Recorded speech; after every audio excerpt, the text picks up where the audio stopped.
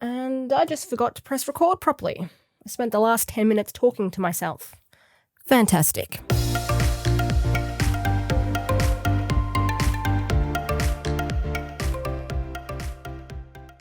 Hello everyone, welcome back to the channel if you've been here before, and hello if you're new. Today we are testing out even more TikTok crochet hacks.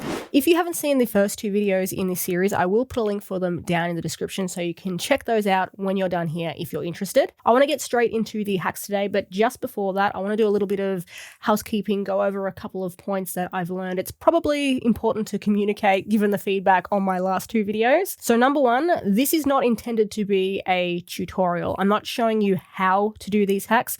My purpose here today is to attempt them for myself. Number two, I'm going to be using the term hack extremely loosely. Essentially, anything that I find potentially useful, unique, interesting may show up in these videos. If the original creator used the hashtag crochet hack or, something similar in their video, I'm happy to include it in mine. And finally, number three, at the end of my last TikTok crochet hacks video, I made this. I have tested it out in the meantime, so we will be going over my results and my findings, plural, at the end of this video. Okay, now that that's all out of the way and I have hit all the points I needed to, let's jump into our first TikTok crochet hack, which is going to be another thing I wish I knew when I was a crochet beginner, the double magic ring.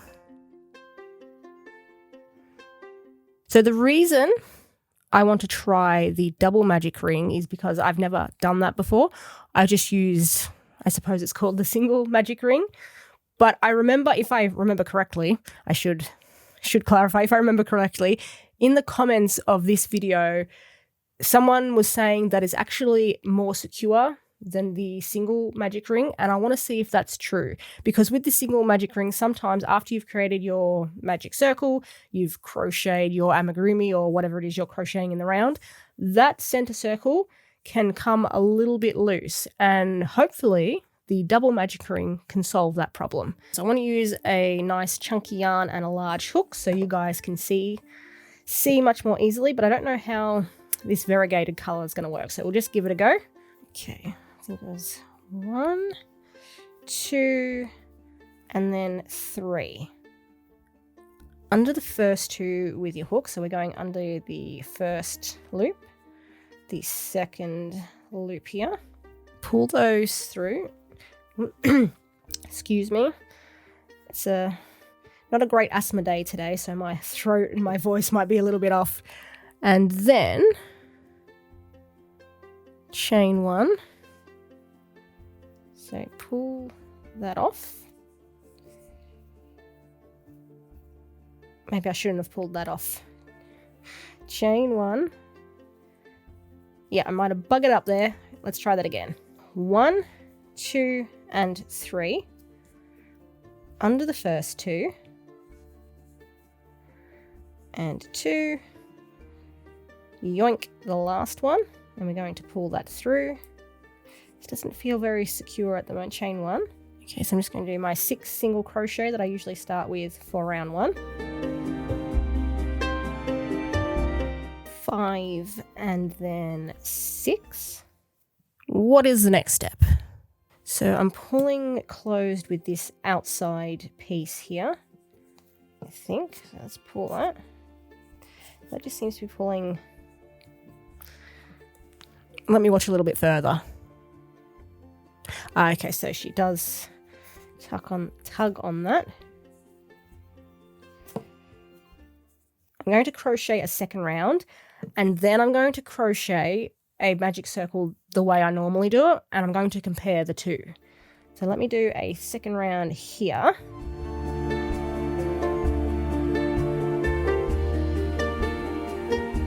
So that's the double magic ring method. I'm going to set you down there, and I'm going to do my regular magic circle.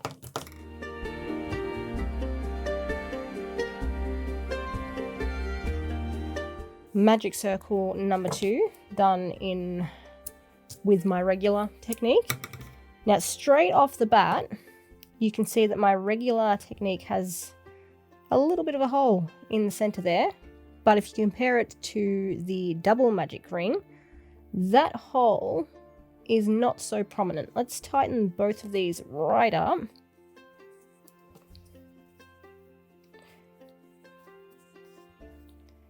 Again, I'd say they're similar size now, but what I'll do is I'll set these to the side and leave them to do their own thing. And then at the end, when we've finished all the other hacks, we'll come back and we'll see if there's any change. That's the plan. So far that gets a thumbs up. I don't know how great the difference between them is, but we can check. So on to hack number 2. This is an alternate method for weaving in ends. And I think I've got a couple of these in here because I've been making more and more clothes. And one thing I want to get better at is weaving in my ends. For all the clothes that I've made so far, I've just weaved them in as I normally do. That does work, but it can look a little bit messy. So let's go on to hack number 2. So you weave it in, just as usual, weave in as usual. Cut it nice and close. Then fray the ends.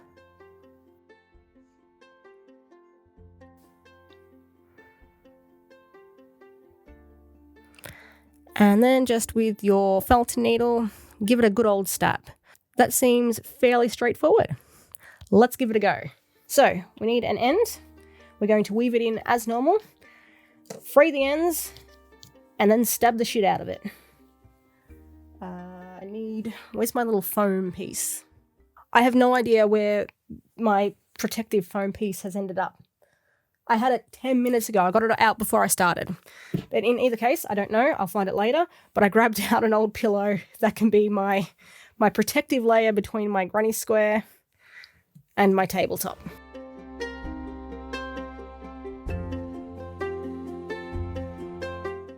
And then stabby stabby.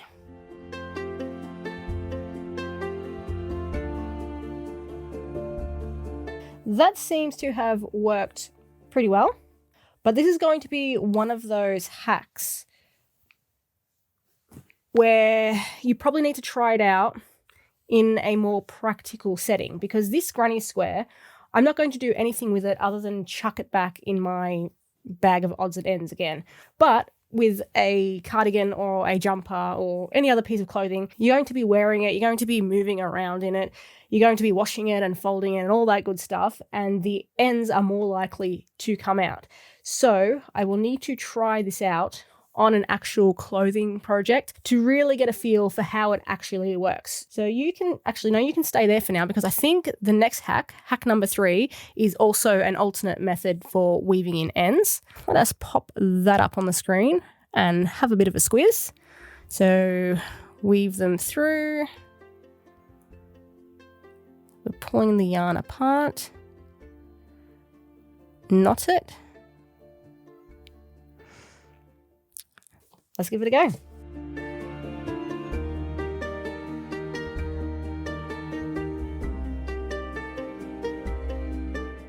Snip away the excess. And then we just leave it. You know, theoretically, we could combine these 2 hacks to make a super hack. We could weave it in, knot it, and then use our felting needle. But I'm following the hacks. I've done it as intended. I will try both of these out on my clothes and I will report back next time. Now, hack number 4 is for when you haven't made enough chains and you find yourself short in your stitch count, which admittedly I have done a few times. So hopefully I'm about to learn a method that will save my butt if it happens again. Quickly whip up a little sample here. So we have 5 stitches, but oh no, we were supposed to have 7. So what do we do? Help us out, hack. What do we do? I'll do this one step at a time. So we're yarning over. We're going into the last chain. Then yarn over and pull through. So we have 3 loops on our hook. Yarn over, pull through the first loop. Then yarn over, pull through all 3 loops. So yarn over, pull through all 3 loops. And there we go. We now have 6 stitches. It does seem a little bit wonky to me, but I mean, if you're in a pinch, it doesn't look that bad. All right, and let's see how it continues. Okay, so we just do the same thing. We yarn over, we go into the base here, yarn over, pull through, yarn over, pull through the first loop, and then yarn over, pull through all 3 loops. So now we have 7. I'm not sure if I did that second one correctly because mine looks a little bit wonky here, and compared to the video, that does not. So I'm going to take out this second one I made. So we yarn over, we go into the base, yarn over, pull through, then we pull through the first loop, pull through all 3. See, that still looks a bit wonky to me. I'll do several more stitches and just see how that turns out. Let me give it one more watch.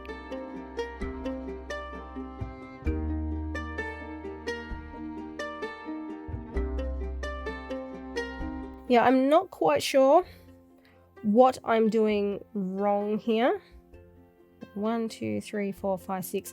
The first stitch works okay, but after that, no matter where I've placed the second stitch, it seems wonky to me. So I don't know if that's an error on my part, probably, or the technique just isn't coming together like it is in the video. I'm not sure on that one. If you guys know where I'm buggering up here, let me know, because if I'm off by 1 stitch, this could work really well. If I'm off by any more than that, it looks like I'm going to have trouble trying to get my chain to stay straight. So I'm hoping it's just a case of I'm putting the stitch in the wrong spot. But going by the video, I don't think I am. Let me know what you think. But I'm going to set that one aside for now. And we're going to go on to hack number 5. I think we're up to 5. The invisible finish. And I wanted to try this one because, like with the magic circles that I did earlier, this is a method that I already utilize. I just use a different version of it. So I want to compare the two again. So for this one, because the method I use, I don't slip stitch to finish off. I will just pull straight up with my hook and then do my invisible finish. But for this one, the instructions say to slip stitch.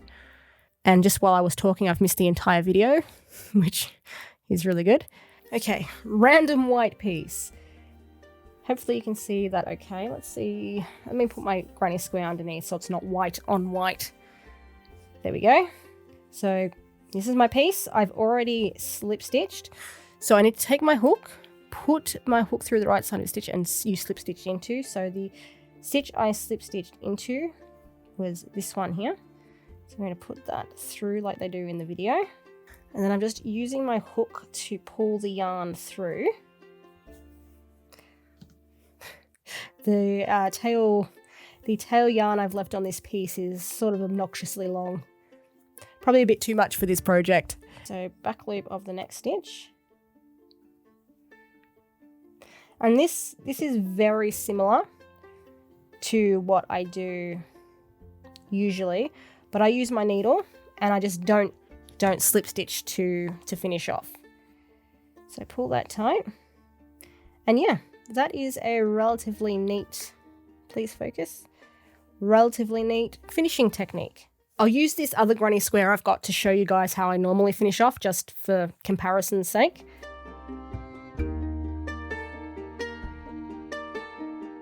That's how I normally finish off. I think that's a pretty neat way to do so, but so is this one. So no, not a huge difference. I'm probably not going to be swapping techniques just because I'm used to this one and they seem to amount to the same thing. But that might be handy for someone out there who doesn't use an invisible finish. The word is finished. Who doesn't use an invisible finish. So you can join your friends over there, green granny square. And then we can go on to hack number 6. Hack number 6 is an alternate color change method. And I am always looking for alternate color change methods because one day I'm going to find the perfect one. So let's see if this one's it. This is the piece I've grabbed from my odds and ends bag. just a little piece, but hopefully that's enough to test this technique. I'm just going to bring in my red. I'm going to do a few stitches in that, and then we're going to follow along with the video. I just had to abruptly stop recording because I had someone at the door. So where was I up to? We've got our orange as our yellow, our red as our black, and then what do we do next? All right, so I'm going to go into the stitch, yarn over with the original color, which is my orange, then yarn over and pull through with the new color, which is my red. And I'm guessing we just continue single crocheting after that.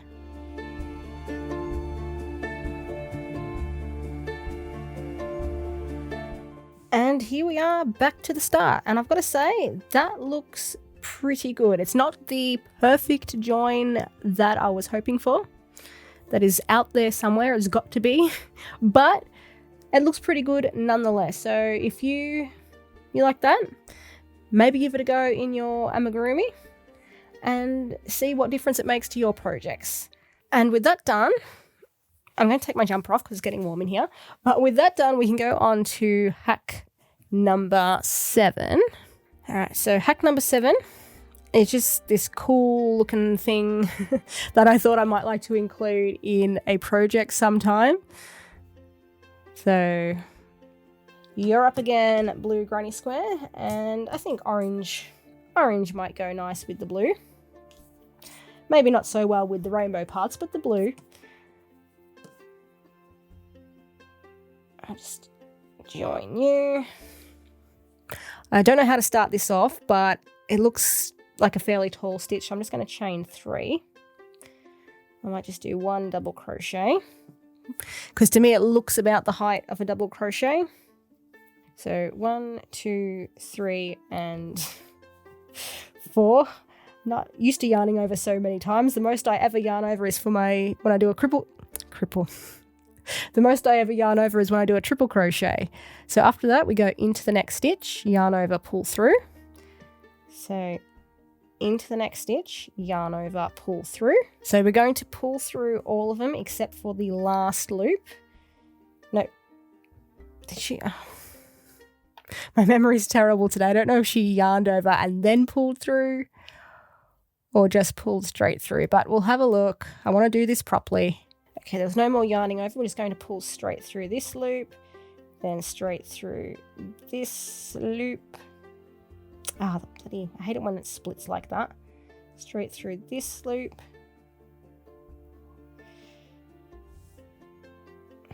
And then this feels very awkward. I think I need a bit of practice. Straight through this loop, and then this loop, and then finally, you get out of the way. Then finally we yarn over and pull through. Okay, so I'm going to yarn over and pull through. That, it doesn't look great because it's the first time I've done it, but I'm going to practice again. So we go 1, 2,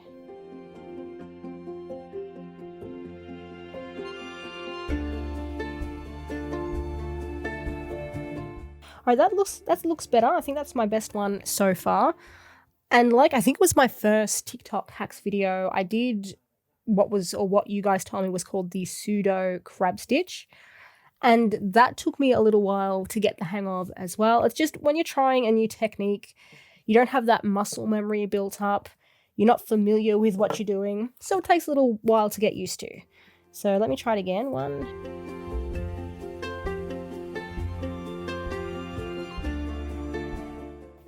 There we go. Very inconsistent, but as I said, I do need practice. But I really like the look of it. It almost looks like a spring. It's very cool. So I will practice that in my own time so I can use it on a project. But for now, we are up to our 8th and final hack. And I don't remember what that one was, so this is going to be a surprise to you as well as me. I remember now. Joining chunky yarn. So, I've grabbed for this hack, let me pause that. Pause, please. I've grabbed out a bit of this the Parfait Premier, I think. No, I can never remember the name of this bloody yarn. For this hack, it is a method of joining the chunky yarn. So we're just going to try that. But to start off, I'm going to need like a magic circle or something. So I'm going to crochet myself that. I'll bring you guys back and then we can try the joining technique. And all the fluff gets everywhere. That's one of the reasons I hate this yarn. When you're finished, it looks like snow on the floor. Well, coloured snow, but snow nonetheless. All right, let's see. We're going to... Excellent, make more snow. So I'm going to pull the fluff off the end here. There you go. All right, so I've created a mess, but we've exposed these two threads at the end here. And then we do the same for the piece that we want to join, which in my case is going to be this pink. And what do we do next? Just tie it off. In the video, in the TikTok video, it doesn't look like they tug on the yarn. So I don't know how strong this is. And if you're making something, say, for a kid, well, they're not always the gentlest creatures, are they? So it might experience a bit of wear and tear. So I am going to give this thing a yank and see if it stays together. No, it did not. Okay, what now? No, I'm not going to try it again because I don't want to waste this yarn. I'll rather use it up to make patterns. But if you were just making an amigurumi for yourself or an adult, this is probably a decent method and probably stay together. This one might require a bit more testing, but as I'm not someone who uses this yarn a great deal, it's probably not going to be something I'll indulge in. But if you are a connoisseur of this stuff, maybe you can try it out, see how it goes. And that was hack number 8, which means we are almost finished, but I found an extra bonus hack for you guys that I thought it was amusing, so I thought I'd share it. And that extra hack is, I'll just let it play for you guys.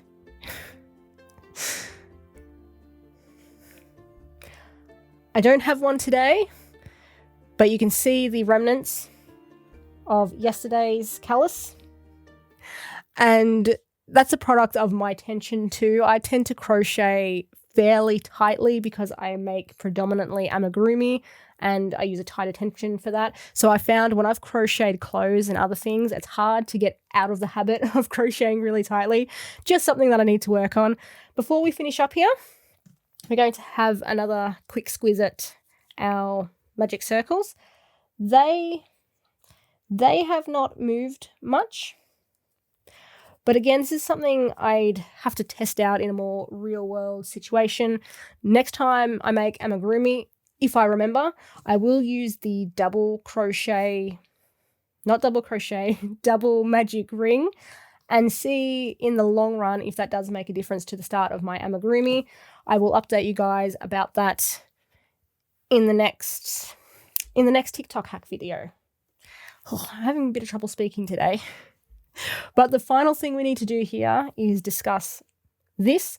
I made this at the end of the last TikTok hacks video, so if you want to see that, you can go watch the video after you've done here. I did not enjoy working with this. I used this 5mm hook to crochet some succulents I'm working on for another video project, but I just did not enjoy using the sponge. Now, that could be for a couple of reasons. Number one, I used a used sponge. I just grabbed one from my sister. Perhaps a new sponge would make a difference. If I remember rightly, the creator of the original hack used 2 makeup sponges, but I didn't want to use my sister's really good stuff for this, so I just used the one. And the third complaint I have, which is a very me-specific thing, so this may not apply to everyone else, is I do not like the texture of makeup sponges. I don't like touching them. They just feel weird to me. So crocheting with them for, I think it was about an hour or so, I used it. I did not enjoy that. It was not a pleasant experience. Many of you have pointed out that a tennis ball could be a good alternative for this, so I'm probably going to try that next time. If you have any other suggestions of what we can use to make a DIY crochet hook holder, pop those down in the comments, because I'm thinking, because I've had so much great feedback on the previous 2 TikTok videos, I'm actually thinking of doing like a viewer/subscriber TikTok hacks video based on the feedback I got in those comments, because a lot of you have pinpointed a technique and said, here's an alternate way to do that. There's different methods. Different people like to do different things. So I thought that could be a cool idea, you know, taking feedback from you guys and working that into a video. So if you have any suggestions for hacks in this video or inspired by hacks you've seen in this video, put those down in the comments too. I think that is all for today. So consider subscribing if you haven't already, like the video if you enjoyed it, share it if you think it's worth sharing, and I will see you all next week with another video.